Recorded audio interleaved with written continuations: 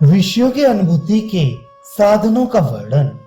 ब्रह्मा जी ने कहा, महर्षियों, बरगद, जामुन, पीपल, सेमल, शीशम, मेड़ा सिंगी और पोले बांस ये इस लोक में वृक्षों के राजा हैं। हिमवान, पारियात्र, सह, विंध्य, त्रिकूट, श्वेत, नील, भास, कोष्ठवान, गुरु स्कंद, महेंद्र, माल्यवान ये पर्वतों के अधिपति हैं। सूर्य ग्रहों के, चंद्रमा नक्षत्रों के, यमराज पितरों के, समुद्र सरिताओं के, वरुण जल के और इंद्र मरुदगणों के स्वामी हैं। उष्ण प्रभा के अधिपति सूर्य हैं, ताराओं के स्वामी चंद्रमा हैं और भूतों के अधीश्वर अग्निदेव हैं। ब्राह्मणों के स्वामी बृहस्पति, औषधियों के सोम, बलवानों के विष्णु, रूपों के त्वष्टा तथा पशुओं के अधिपति भगवान शिव हैं। दीक्षा ग्रहण करने वालों के यज्ञ और देवताओं के इंद्र अधिपति हैं। दिशाओं की स्वामिनी उत्तर दिशा है। ब्राह्मणों के प्रतापी राजा सोम हैं।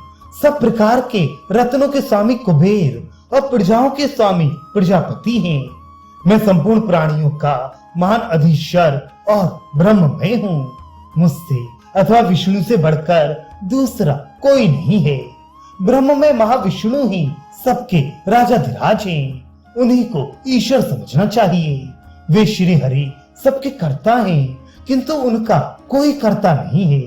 वे मनुष्य, किन्नर, यक्ष, गंधर्व, सर्प, राक्षस, देव, दानव और नाग सबके अधीश्वर हैं। राजा धर्म पालन के इच्छुक होते हैं और ब्राह्मण धर्म के सेतु हैं। अतः राजा को चाहिए कि वह सदा ब्राह्मणों की रक्षा का प्रयत्न करे। जिन राजाओं के राज्य में साधु पुरुषों को कष्ट होता है, वे अपने समस्त राजोचित गुणों से हीन हो जाते और मरने के बाद नरक में पड़ते हैं। जिनके राज्य में साधु ब्राह्मणों की सब प्रकार से रक्षा की जाती है, वे इस लोक में आनंद के भागी होते हैं और परलोक में भी सुख भोगते हैं। अब मैं सबके नियत धर्म और लक्षणों का वर्णन करता हूँ। अहिंसा सबसे श्रेष्ठ धर्म है और हिंसा अधर्म का लक्षण स्वरूप है।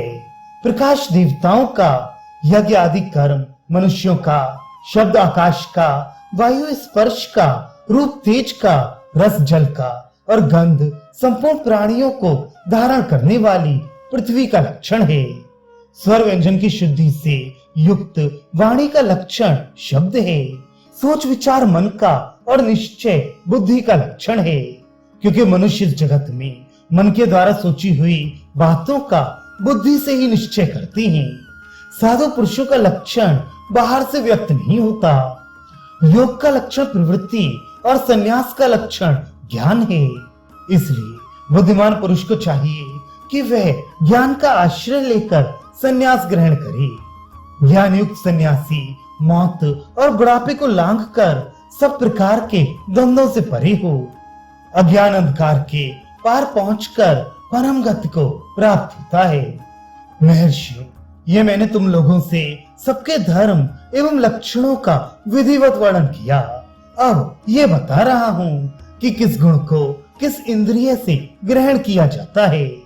पृथ्वी का जो गंध नामक गुण है, उसका नासिका के द्वारा ग्रहण होता है और नासिका में स्थित वायु उस गंध का अनुभव कराने में सहायक होती है।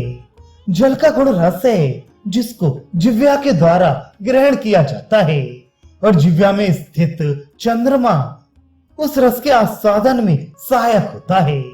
तेज का गुण रूप है और वह नेत्र में स्थित सूर्य देवता की सहायता से नेत्र के द्वारा देखा जाता है।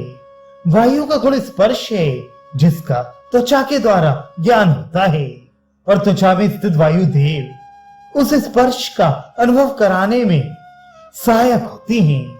आकाश के गुण शब्द का कानों के द्वारा ग्रहण होता है और कान में स्थित संपूर्ण दिशाएं शब्द के श्रवण में सहायक बताई गई हैं। मन का गुण चिंतन है, जिसका बुद्धि के द्वारा ग्रहण किया जाता है और हृदय में स्थित चेतन आत्मा मन के चिंतन कार्य में सहायता देता है। निश्चय के द्वारा बुद्धि का और विशुद्ध बुद्धि के द्वारा मैं तत्व का ग्रहण होता है। इनके कार्यों से ही इनकी सत्ता का निश्चय होता है और इसी से इन्हें व्यक्त माना जाता है। किंतु वास्तव में तो अतीन्द्रिय होने के कारण ये बुद्धि आदि अव्यक्ति ही है, इसमें तनिक भी संदेह नहीं है।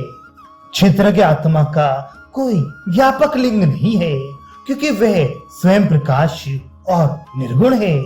अतः क्षेत्रज्ञ अलिंग अर्थात किसी विशिष्ट लक्षण से रहित है। केवल ज्ञान ही उसका लक्षण स्वरूप माना गया है। गुणों की उत्पत्ति और लय के कारण भूत अव्यक्त प्रकृति को क्षेत्र कहते हैं। आत्मा उसे जानता है, इसलिए वह क्षेत्रज्ञ कहलाता है। क्षेत्रज्ञ आदि मध्य और अंत से युक्त समस्त अचेतन गुणों को जानता है, किंतु वे उसे नहीं जान पाते। क्षेत्रज्ञ को कोई नहीं जानता, परंतु वह सबको जानता है। इंद्रियों के भोग में आने वाले जो गुण हैं, उनसे परे विराजमान परब्रह्म परमात्मा को क्षेत्रज्ञ के सिवा कोई नहीं जानता।